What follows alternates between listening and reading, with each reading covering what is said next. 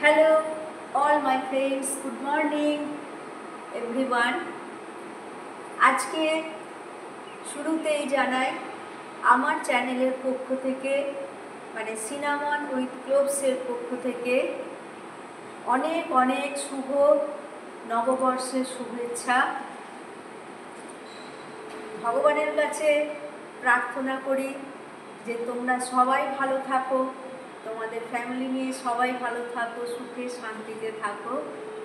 নতুন বছর তোমাদের সবার জন্য নিয়ে আসুক সুখ, সমৃদ্ধি এবং সৌভাগ্য।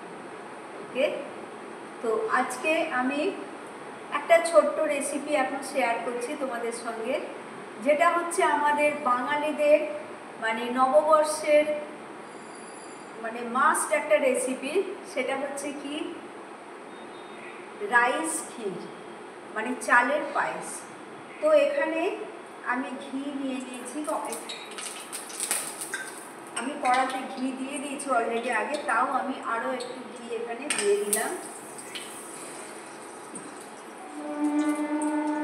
আর এখানে আমি দিচ্ছি কার্ডামাম ডাস্ট, মানে ছোটো এলাচের গুঁড়ো এখানে দিয়ে দিলাম। গ্যাসের ফ্লেম একদম কমানো আছে। আর এইখানে আছে কাজু আর কিশমিশ, তো কাজুটা আমি এখানে দিয়ে দিলাম।